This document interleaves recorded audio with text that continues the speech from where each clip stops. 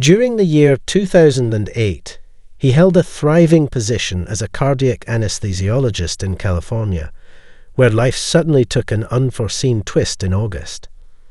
A diagnosis of prostate cancer emerged, initiating a series of surgeries coupled with intricate complications. The aftermath was marked by enduring experiences of chronic pain, impotence, and incontinence, exacerbating his ordeal. Struggling with the relentless agony, he turned to pain medication, unwittingly plunging into the throes of addiction. Subsequently, a diagnosis of depression compounded the gravity of his situation. On December 14, 2010, a significant event unfolded in his life as he underwent a critical surgical procedure. The purpose: the installation of an artificial urinary sphincter. However, the aftermath of this operation took an unexpected turn, leading him down a harrowing path of unforeseen health complications. Post-surgery, a sudden onset of severe illness cast a dark shadow over his recovery. A high fever, ranging between 104 to 105 degrees, surged through his system, accompanied by concerning signs of redness and swelling in the pelvic region.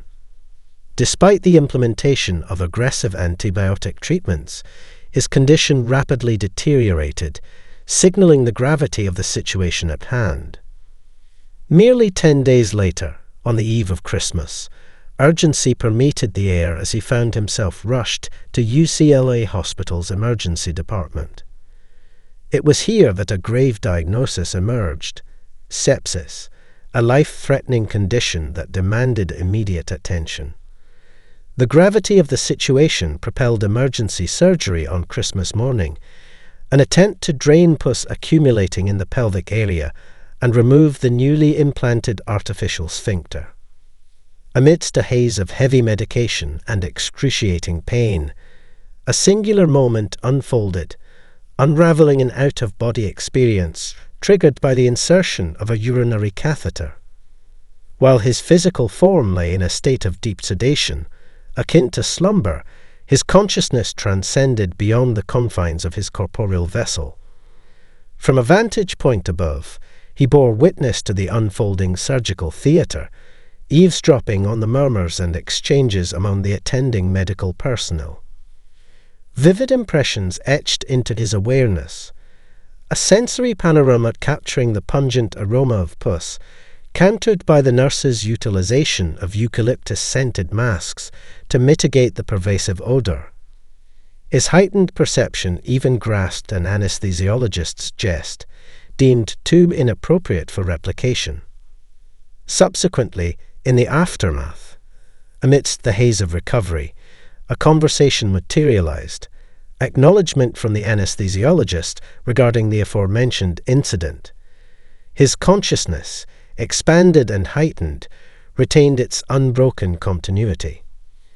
His recollections remained lucid, hovering approximately 10 to 15 feet above, observing the orchestrated movements of the surgical team. The spectre of his heightened senses allowed an encompassing sight, sound, and olfactory perception of the room, capturing even the most distant occurrences. Simultaneously, a peculiar intertwining unfurled, an attuned connection with a dialogue transpiring between his mother and sister in India. Their musings wove tales of dinner plans and the biting cold, their solace found in the glow of a modest electric heater. The culmination of this revelation manifested as the unity of awareness, transcending the physical constraints of distance. Yet, instead of transitioning into a realm imbued with serenity and love, his consciousness ventured into a tumultuous space, a realm consumed by an overwhelming wildfire. Within this surreal landscape, ominous entities, adorned with two horns and jagged teeth, stalked menacingly. He found himself ensnared within this turmoil, bearing witness to a tempestuous onslaught. A relentless storm streaked with lightning amid foreboding dark clouds. The atmosphere reeked of acrid burning, reminiscent of singed flesh. Swiftly, The realization dawned upon him. He was ensnared within a realm of torment, cast within the confines of hell itself. Amid echoes resonating with anguished souls, he endured an onslaught of indescribable suffering. His flesh bore witness to piercing needles, and he lay upon a bed of nails, wounds seeping crimson lifeblood. In the throes of torment, introspection seized him, pondering over the deeds of his lifetime, both past and present, questioning the potential cause for such harrowing anguish. In the midst of a chilling array of horrors, his insights deepened into the inherently materialistic fabric of his earthly existence. Life, once a perpetual orbit around self-serving endeavors, had perpetually sought personal profit from those around him. However, within this stark realization, the stark absence of love, compassion, and the art of forgiveness surfaced, particularly in his dealings with individuals he deemed inferior within social or professional hierarchies. A profound wave of remorse washed over him, an overwhelming acknowledgement of his deficiency in kindness and empathy. An earnest longing to rewrite his past actions enveloped him. As these revelations unraveled, the vice-like grip of hell began to slacken.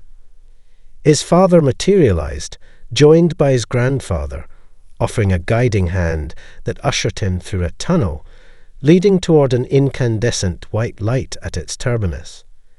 Traversing the tunnel felt akin to embarking upon an odyssey across dimensions, transcending the confines of time and space, straddling two planes of consciousness. Internally, he embraced Shanti, a celestial, ineffable tranquility that united all within the cosmos, an ethereal realm of serenity. Simultaneously, he bathed in the presence of an amiable, formless azure luminescence, an entity emanating unparalleled affection, sagacity, and erudition. Within the tunnel's embrace alongside his father, he bore witness to the trinity of his existence, past, present, and future. The tapestry of his former life unfurled before his eyes, illustrating the narrative of an Indian prince from a bygone medieval epoch, cruelly subjugating the downtrodden. Additionally, a fleeting glimpse into his existence 200 years earlier materialized, a hapless Afghan opium farmer ensnared by the clutches of addiction.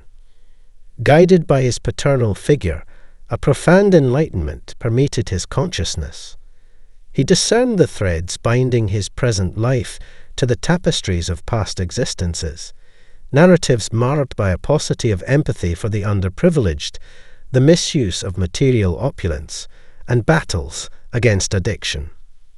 In a silent communion, his father imparted a message resonating within his being: sustain the lucidity of consciousness, remain faithful to your essence, and the cosmos, along with the divine, shall safeguard your journey. These words held profound gravity, echoing the final utterances of his father before his demise 2 decades ago. As his father steered him through the tunnel, hand in hand, an overwhelming sense of solace enveloped him. He comprehended that his life was undergoing a monumental course correction, a transformative trajectory. Emerging from the tunnel, he found himself immersed in a realm exuding profound tranquility, a milieu illuminated by effulgent beams and unbridled jubilation. Welcomed by 2 youthful entities exuding vitality, exuberance, and love, they communicated wordlessly, identifying themselves as Michael and Raphael, guardian angels. Guiding him through this awe-inspiring expanse, they unveiled a panorama of verdant meadows, fields adorned with resplendent roses, towering mountains, and a pristine, crystalline stream meandering through the landscape. Revitalizing zephyrs wafted by, carrying fragrant aromas, while distant yet unmistakably harmonious chants reverberated through the atmosphere. Michael and Raphael expounded upon the intricacies of heightened consciousness, underscoring their pivotal roles as aids. They comprehended that, despite their advanced cognitive state, a semblance persisted, albeit within an amorphous realm that represented the zenith of consciousness. Within this realm, form dissipated, leaving behind an omnipresent force, an entity epitomizing pure LOVE. This expansive consciousness functioned as the elemental bedrock, the latent quintessence permeating every facet of the cosmos, the genesis of all creation. Assimilating this newfound cognizance, he found himself enveloped in an unbounded, shapeless azure radiance.